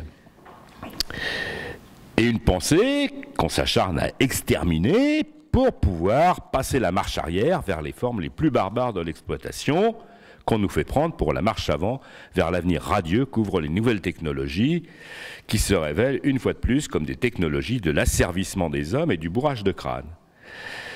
Voilà, donc si on est contre la domination, eh bien il faut être pour l'abolition du salariat et par la même occasion du patronat. On fait les deux en un. Comme le disait la charte d'Amiens de la CGT de 1906. Reprendre cette perspective, réfléchir à des modèles qui permettraient la transition entre aujourd'hui et demain, voilà ce qu'il faudrait faire, voilà à quoi les intellectuels, les politiques, les militants syndicaux, qui affirment défendre les intérêts des travailleurs, devraient occuper non seulement leurs loisirs, mais aussi une bonne partie de leur activité. Au lieu de dénoncer qui l'islamophobie, qui l'oppression sociétale, qui la laïcité, forcément ringard, comme vous le savez, et j'en passe et des meilleurs. Abolition du salariat et du patronat, ça s'appelait aussi jadis communisme, en vieux français. Et alors, comme moi, je ne crois pas au dépérissement de l'État, eh ben moi, je vais appeler ça communisme républicain. Bon, un jour, si j'ai le temps, je vous expliquerai pourquoi le socialisme libéral, c'est la même chose que le communisme républicain. Socialisme libéral, si je l'entends non pas dans le sens de la soupe qui nous est vendue aujourd'hui, mais dans le sens qu'il avait sous la plume de Rosselli et des théoriciens du Parti d'Action, qui a été un des principaux partis antifascistes italiens. Bon, qui aussi pensait qu'il faut aller jusqu'au bout des promesses du libéralisme, c'est-à-dire la liberté, et s'appuyer sur la réappropriation du contrôle de leur propre vie par les travailleurs. Il faisait jouer aux syndicats notamment un rôle absolument décisif dans l'émergence de cette société nouvelle. Bon, alors vous l'avez compris, communisme ici, ça n'a rien à voir avec la transformation de tout le monde en salarié d'un nouveau patron, l'État. Parce que si vous mettez tout le monde salarié d'un nouveau patron, l'État, c'est simplement du capitalisme d'État, et ça on a vu ce que ça donnait. Alors on me dira que tout ça c'est bien joli, que c'est de l'utopie. Je vais prendre le problème autrement. La justice la plus élémentaire, le droit le plus fondamental, c'est le droit de vivre. C'est même le droit naturel le plus sérieux, comme le pensaient les philosophes du droit naturel, comme Spinoza. C'est pour cette raison que les hommes vivent sous le gouvernement de lois communes d'ailleurs. Ce que nous attendons de ce gouvernement qui n'existe que par nous, c'est la protection, la sûreté. Droit, la liberté, Montesquieu le disait déjà, c'est d'abord la sûreté. La possibilité d'avoir une perspective de vie qui ne soit pas soumise aux aléas tous les matins, à se demander si je vais encore être vivant ce soir. Et la sûreté, c'est pas simplement les menaces que font peser les bandits de grand chemin sur vous. La sûreté, c'est je tombe malade, qu'est-ce qui va m'arriver? Est-ce que je pourrais élever mes enfants? C'est ça la sûreté. Est-ce que je peux entreprendre quelque chose dans ma vie? Et c'est ça que nous attendons d'un gouvernement républicain, rien d'autre. Si d'ailleurs il ne le fait pas, il faillit à sa mission. La liberté, c'est la sûreté. Montesquieu. Voilà. La République donc doit garantir cette sûreté autant que possible, l'absence d'inquiétude quant aux perspectives de vie. Et la propriété privée, si elle a un sens, c'est peut-être sa seule légitimité, c'est de procurer à celui qui en dispose un abri dans le monde. Voilà. Un abri dans le monde. Et alors pour ça que les gens sont si attachés à l'idée d'acquérir leur maison. C'est parce qu'ils veulent un abri dans le monde, un abri contre les aléas de la vie. Et en ce sens, évidemment, la propriété privée n'est pas condamnable, bien au contraire. Alors, quand notre système de protection sociale contre la maladie et la vieillesse a été conçu, il s'agissait justement de donner collectivement à tous ceux qui sont sans propriété ce quelque chose qui les garantit contre les aléas de la vie. La protection sociale, c'est la propriété de ceux qui sont privés de propriété. La justice sociale, elle a un nom commun pour nous. Elle s'appelle sécurité sociale. Hein, c'est son petit nom. Mettre en cause la protection sociale, c'est donc évidemment contraire à la justice sociale. Voilà, c'est pas compliqué. Notre Constitution nous garantit aussi le droit au travail. Mais aussi juste que soit le principe qui ne travaille pas ne mange pas, Paul, je ne sais plus qui, hein, je ne me souviens plus si c'est aux Corinthiens ou aux Éphésiens qu'il a dit ça, Saint Paul. Bon, enfin bref, qui ne travaille pas ne mange pas, c'est un principe tout à fait juste. Eh bien, et on a raison en chantant l'international de dire « l'oisif ira loger ailleurs », autre principe de justice sociale. Alors il faut rendre ce droit au travail effectif pour que chacun puisse vivre décemment du fruit de son travail. Qui gagne 2 000, 5 000, 10 000, ce n'est pas le problème, c'est que chacun doit pouvoir vivre décemment du fruit de son travail, être protégé contre la maladie, être assuré pour ses vieux jours et pouvoir élever dignement ses gamins. Il n'y a pas d'autre chose à réclamer en matière de justice sociale. Hein, voilà.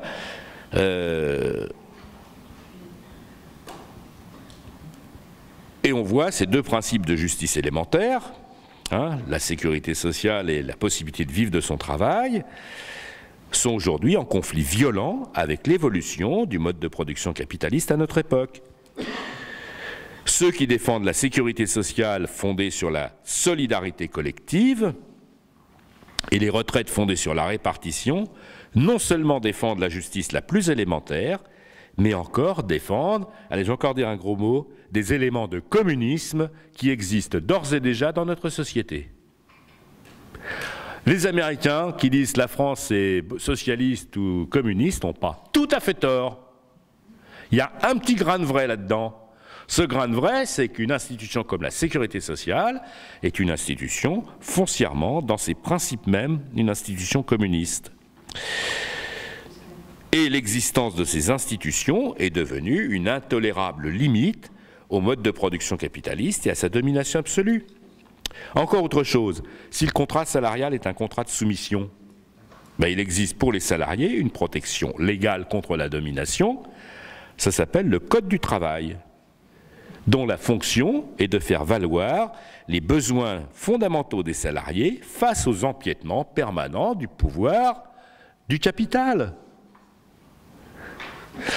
Dans la conception républicaniste, dont je vous ai déjà parlé, la liberté, la loi ne s'oppose pas. Bien au contraire, pour un républicaniste, la liberté, c'est toujours la liberté par la loi. Hein, la liberté par la loi. Et le Code du travail, c'est l'expression de cette loi qui vise à protéger les individus contre la domination.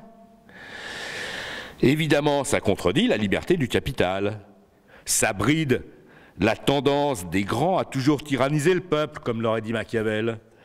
Mais il faut en comprendre le sens, qui n'est pas simplement conservateur, comme on le dit dans ce monde où les capitalistes s'affirment comme les révolutionnaires par excellence.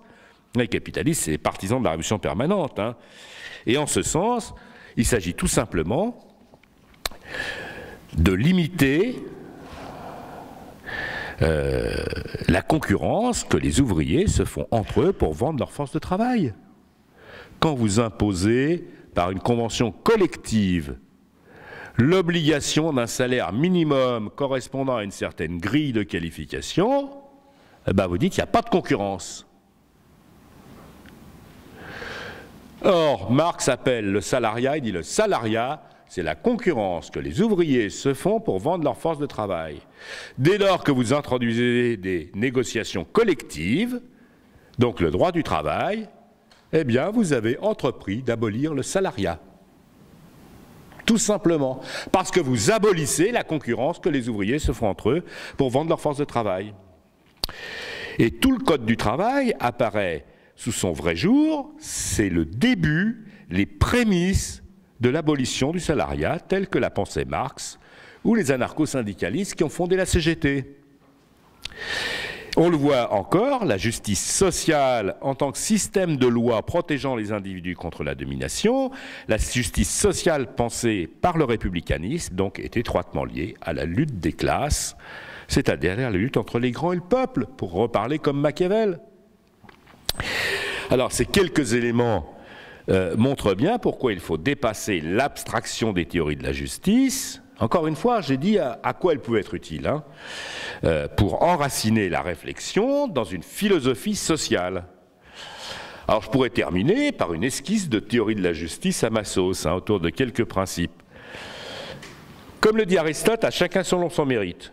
Donc qui ne travaille pas ne mange pas. Voilà. Nous, démocrates et républicains, nous faisons du travail un mérite fondamental. Donc les revenus de la rente, des dividendes sont illégitimes. Bienheureux celui dont les économies sont simplement conservées par les placements. Parce que seul le travail peut conserver la valeur de ce qui a été accumulé. Donc voilà, vous avez de l'argent, vous le placez, ça garde sa valeur, c'est très bien. Vous ne pouvez rien demander de plus.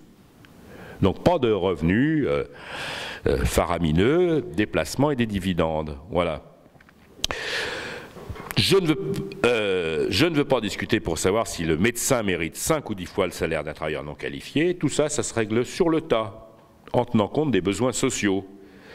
En tous les cas, il faut clairement interdire que l'argent puisse faire des petits tout seul.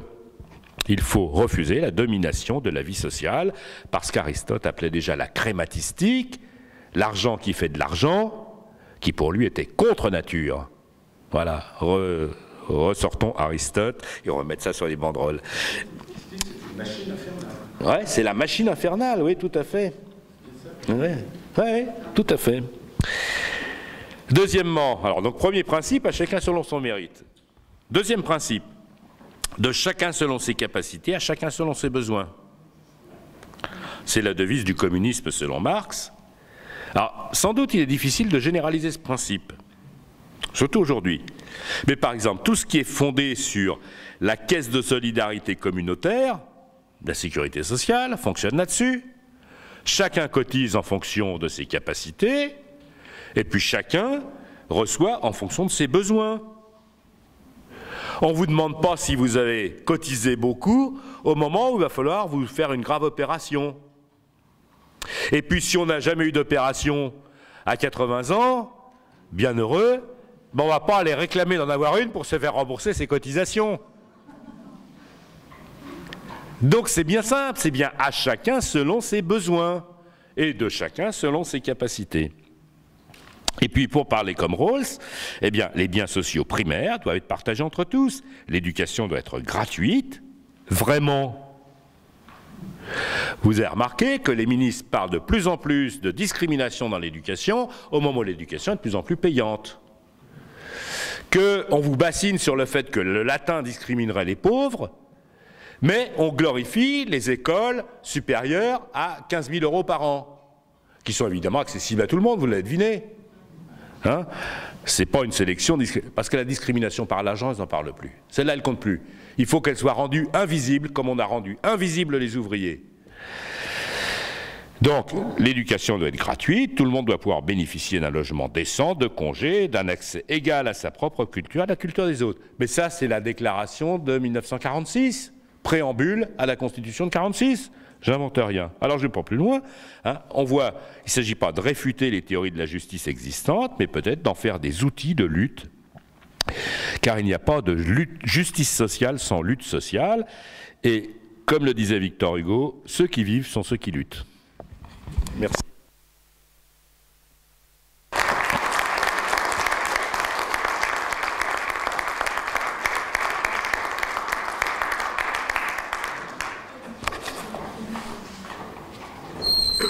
Bien.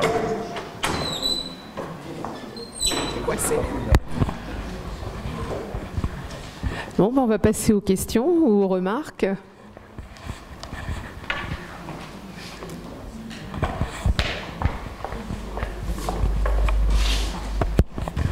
Je voudrais dire que je suis très soulagé à la fin, parce que j'étais obligé de refaire un cours sur la justice en tant qu'ancien prof de philo pour des élèves qui sont à Caen, qui n'ont pas leur professeur en ce moment. Et j'ai essayé de me débrouiller. J'ai essayé de me débrouiller avec Aristote, etc., etc. J'ai trouvé des contestations sur... ça va, c'est... J'ai trouvé des contestations sur le principe de la justice distributive qui était assez simpliste. Et surtout, je pensais que le problème, c'était pas... le concept central, c'est pas le concept d'égalité. Que ce soit l'égalité proportionnelle ou l'égalité arithmétique. Je me disais, est-ce qu'il va arriver à nous parler des rapports de production, mais je n'appelais pas comme ça, moi j'appelais ça pas la domination non plus. J'appelais ça l'exploitation. La domination, c'est un concept dont je me méfie, parce que ça a été tripoté dans tous les sens par Bourdieu. On sait qu'il a introduit ça pour éviter ce qu'il appelle l'économisme marxiste, mais il a emprunté ça à Max Weber, qui n'en fait pas un concept applicable dans le monde économique. Les rapports de domination sont des rapports politiques, essentiellement. En tout cas, l'essentiel, et je crois que vous l'avez dit, c'est de ne pas passer son temps à parler de la hiérarchie des revenus qu'il faudrait réduire, dont il faudrait réduire l'éventail. L'essentiel, c'est de prendre conscience qu'il y a des mécanismes sociaux qui sont dépendants de choix politiques qui ont été faits, de choix doctrinaux. Par exemple, certains se sont inspirés de Hayek. Hayek, c'est le fameux personnage qui a déclaré, je ne sais pas si c'est au Chili ou en Argentine sous un régime militaire, « Je préfère le libéralisme sans démocratie à la démocratie sans libéralisme. » Il l'a dit. Il l'a dit, mais il y en a qui le trouvent bien. Donc, avec vous, je dirais qu'il faut regarder encore, relire le préambule de la Constitution de 1946, c'est 46 ou 44 ? Et le Code du travail, eh bien, c'est comme très souvent avec ce qu'ont produit les juristes, le Code du travail, c'est un répertoire, c'est un ouvrage sociologique important, c'est une matière importante pour une étude sociologique. Et ça apporte des protections qui ne sont absolument pas négligeables. J'ai souvent dit, et je suis très content de vous entendre le dire, que l'essentiel, ce n'est pas qu'on envie, enfin qu'on soit à 10 000 € en dessous de quelqu'un d'autre. L'essentiel, c'est d'avoir les moyens de vivre décemment, avec sa famille. Et on connaît beaucoup de gens qui, aujourd'hui, ne peuvent pas vivre décemment. Il y en a, le mois est fini, le 20 du mois, il n'y a plus d'argent. J'ai vu quelqu'un l'autre jour, je lui ai dit, il y a des gens, le 20 du mois, il n'y a plus rien. Il m'a dit, moi, il n'y a plus rien le 1er du mois. Et puis, il y a toutes les protections sociales, effectivement. Donc, il y a des choses... enfin, sur l'essentiel, je crois que le parcours que vous avez fait est très bon.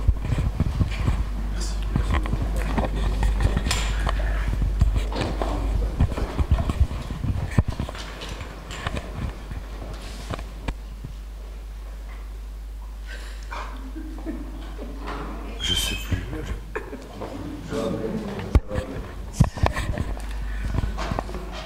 Quelqu'un d'autre veut intervenir ? Ça laisse quoi ? Oui, un mot sur la domination. Hein. Je sais bien que Bourdieu a retravaillé cette chose-là, je sais bien ce qu'en dit Weber, mais je crois quand même qu'il y a... le rapport capitaliste est fondamentalement un rapport de domination. Fondamentalement. Au sens où il y a un dominus, un maître qui dispose du travail de quelqu'un d'autre. Le rapport de domination, si je prends le mot latin, la domination, c'est le pouvoir du dominus sur ses esclaves. C'est rien d'autre. C'est ça que ça veut dire domination. Et justement, ce n'est pas un rapport économique. Ça prend un masque économique, mais le masque économique est le rapport d'une véritable dictature. Il faut lire ce que dit Marx là-dessus. Il est souvent d'une violence extraordinaire quand il dénonce. La situation des ouvriers est pire que celle des esclaves. Hein, donc on est... L'esclave est comparable à un ouvrier qui n'est pas, on s'imagine, il y a des esclaves naturels, par nature. Et ce concept d'esclave par nature permet de rejeter le forme d'esclavage. L'esclavage fondé sur les captures de prisonniers, par exemple. Oui. Mais l'esclave, c'est un petit peu le travailleur manuel. Oui. Et le maître, c'est un peu le travailleur intellectuel. Ah, c'est celui qui peut concevoir ce qu'il a fait. Oui. Et comment faire pour que ce soit efficace. Mais en tout cas... Oui. La sécurité sociale en 1945, c'était... il fallait un certain nombre de gens qui cotisent pour avoir assez d'argent pour que la sécurité sociale fonctionne. Maintenant, le problème, c'est qu'il n'y a plus assez de personnes qui cotisent pour pouvoir faire marcher la sécurité sociale. On fait comment? Il n'y a plus assez de cotisants. Il faudrait asseoir les ressources de la sécurité sociale sur autre chose. Et peut-être que tu ne sais pas, moi non plus, remarque, mais c'est un de nos problèmes actuels, ça. Il n'y a plus assez de gens pour travailler. On a pris certaines orientations économiques, socio-économiques, qui font que le travail a disparu. Et le nombre de travailleurs s'est trouvé franchement restreint. Et s'il y avait plus de gens qui travaillent, il y aurait peut-être les moyens de subventionner. Bon, il y a les mutations technologiques aussi. Enfin, je ne sais pas, c'est Ben, ce qu'il y a aussi, c'est qu'il y a des tas de choses qui sont payées par la sécurité sociale qui n'ont pas lieu d'être, quoi. Le fonctionnement d'un tas de trucs autour des hôpitaux qui ne sont pas vraiment liés forcément aux buts initiaux, les buts de départ de la Sécu. Hein. Moi j'ai vu quelque part un rapport où il y avait des tas de choses qui n'avaient vraiment plus grand chose à voir avec la Sécu, qui étaient payées par contre par la Sécu.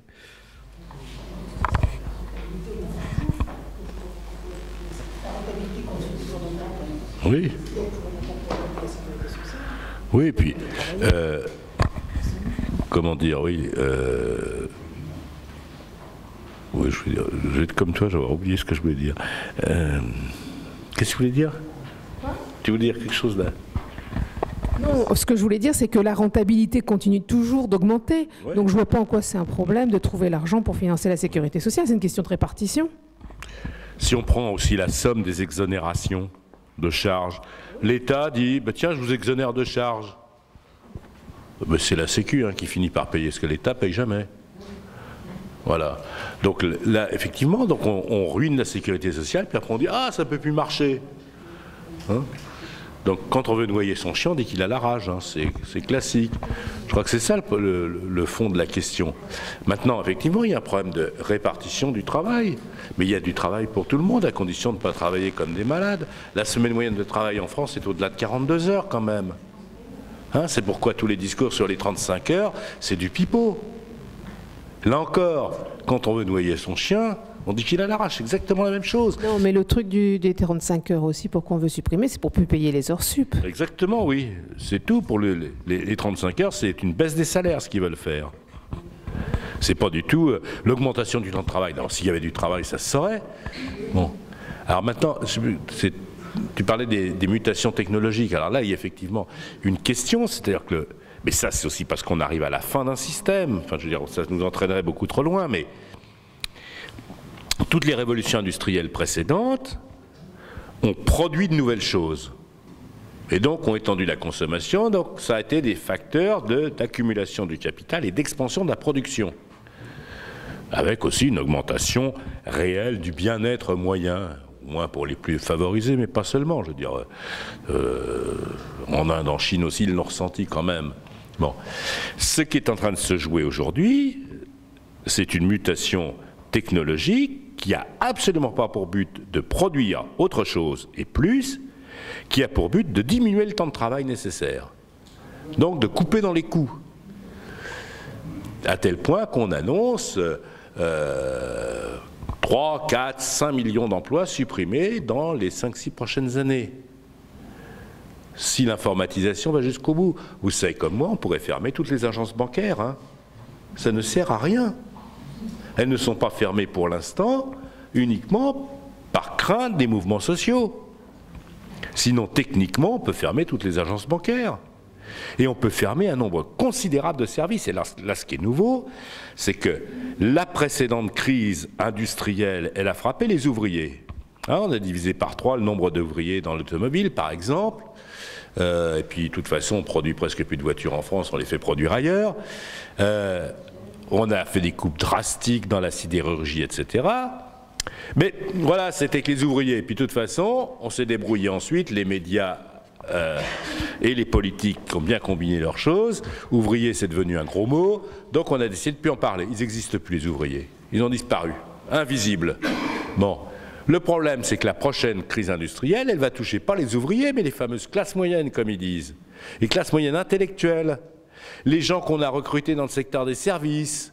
Les gens qui étaient des petits cadres, des moyens cadres. Ceux qui forment encore le matelas qui empêche que ce pays s'effondre.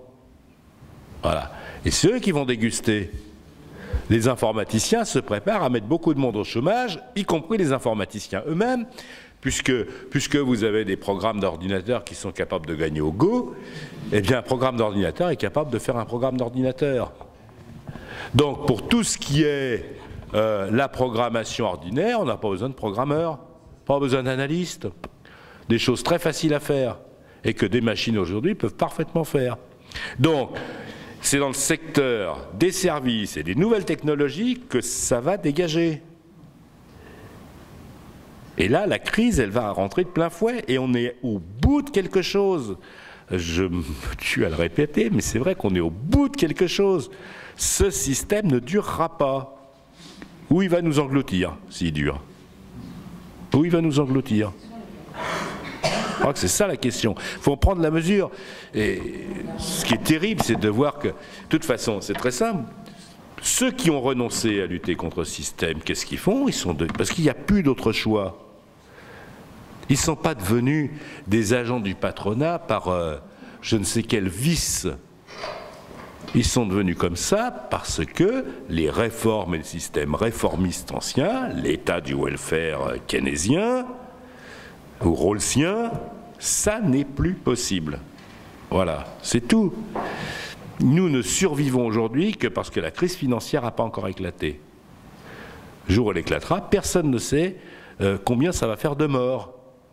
Parce que ça fait des morts, hein, la crise financière, ça tue du monde. Demandez aux Grecs ce que ça leur fait, une crise financière. Hein? Voilà, et on est dans cette situation-là. C'est pour ça que je pense que le fond de la question, c'est bien l'analyse sociale. Quand je dis la question, c'est celle des rapports de production, c'est ça qui est en cause. Parce qu'on ne pourra plus continuer comme ça. On ne peut plus continuer dans une société dans laquelle il faut gagner de l'argent pour accumuler de l'argent, pour gagner de l'argent, pour accumuler de l'argent, pour gagner de l'argent, pour accumuler de l'argent. Les arbres ne montent jamais jusqu'au ciel et la tour de Babel a fini par s'effondrer. Voilà, c'est ça, je crois qu'on est devant ça. Et la pensée, en général, la pensée politique est quand même d'une nullité incroyable par rapport aux enjeux. Hein? Si vous pensez aussi aux enjeux écologiques, voilà, ça c'est du sérieux aussi. Qu'est-ce qu'on va faire? Du développement durable? C'est-à-dire on va continuer de produire, on va faire comment ils disent les Américains, du green bashing, hein? Je vais laver plus vert. Donc on va faire de l'industrie verte. Hein, donc des pétroliers verts, je ne sais quoi encore. Voilà. Mais non, le problème n'est pas là. Le problème, il faut dire qu'on ne pourra pas continuer éternellement de produire et de puiser dans les ressources de la planète, qu'il faut commencer à mettre un coup d'arrêt à tout ça. Et ça n'est possible que s'il y a une répartition égale des biens et si on cesse de les gaspiller. Je veux dire, parce que pendant qu'on fait des conférences à la COP 21, il faut regarder les gaspillages absolument phénoménaux de ce système. Phénoménaux. Hein? Et c'est ça qu'il va falloir. Et pour en mettre un coup d'arrêt, il faut, comme le dit Marx, hein, que les hommes soient capables de régler eux-mêmes leurs échanges avec la nature et ne plus être soumis à la domination de leurs propres échanges. Donc voilà, il faut qu'ils puissent recontrôler ce qu'ils font. Je crois que C'est ça la vraie question. C'est pour ça que les théories de la justice sont un peu à côté de la plaque, parce qu'ils partent de l'idée qu'on ne peut pas sortir du système du marché. Voilà. Alors, Rawls, c'est plus compliqué que ça quand même, parce qu'il admet qu'un socialisme autogestionnaire serait possible. Parce que ce dont il se méfie, c'est qu'il, dans le socialisme tel qu'il le voyait en 71, il dit qu'il y a une telle concentration du pouvoir qu'il y a la pyramide bureaucratique que l'égale liberté pour tous n'existe plus. Donc il dit, on pourrait admettre, alors il n'y croit pas lui, hein, mais il l'admet comme une possibilité théorique, il dit une société socialiste autogestionnaire pourrait être une société juste. Hein. Mais lui s'avance un peu là-dessus, mais ni Dworkin ni Sen s'avancent là-dessus. Eux, ils pensent simplement qu'on va pouvoir faire des correctifs en quelque sorte. Mais là, on n'en est plus au correctif.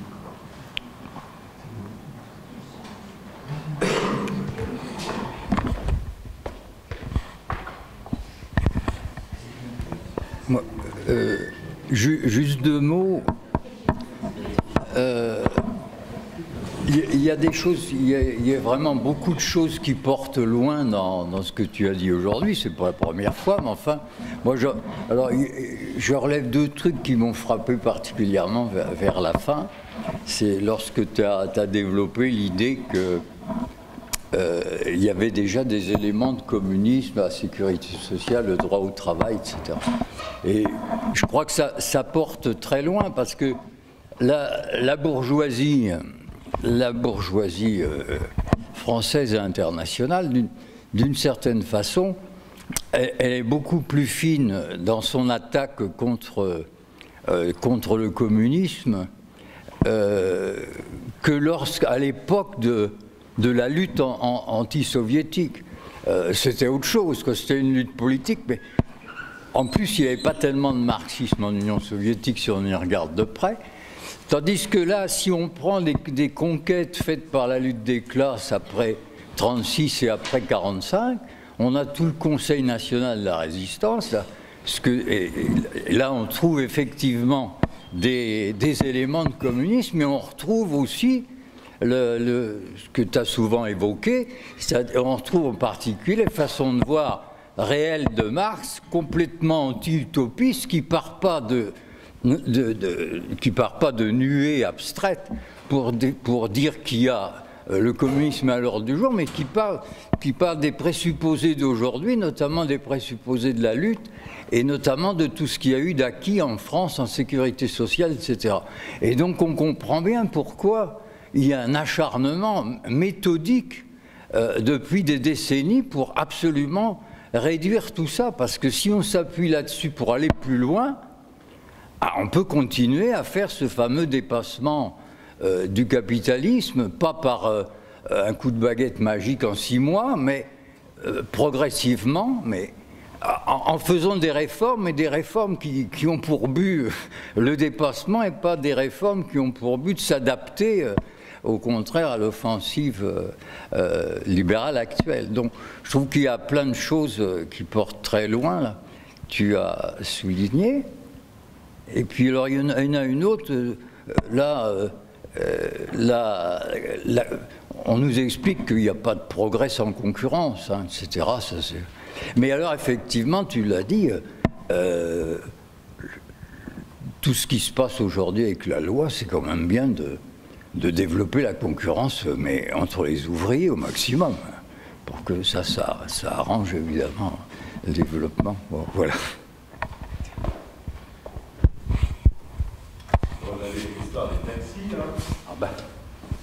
Voilà, pour un peu, on avait une guerre de tranchées entre des gens qui au fond, ont la même condition.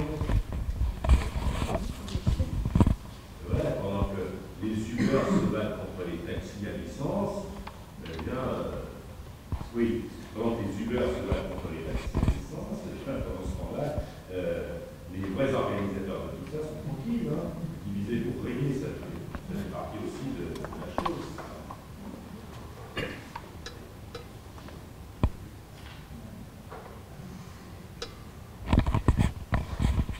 Voilà, il y a des questions. Ben, s'il n'y a pas d'autres questions, on va pouvoir rentrer chez nous. Hein. manger la soupe, tout ça, quoi. Eh bien, je vous remercie et puis je vous donne rendez-vous donc le 22 avril.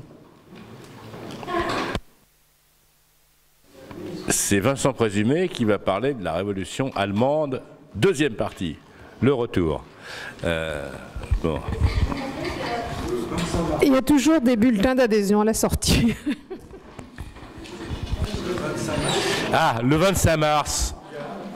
Oui, n'oubliez pas, le 25 mars, pour ceux qui sont intéressés, il y a la séance Freud à la mairie à 20h. Le 25 mars.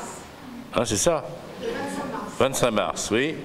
Et c'est donc, Marie-Pierre va laisser son fauteuil à Jean-Pierre Camiegnac pour cette séance. Voilà. Merci.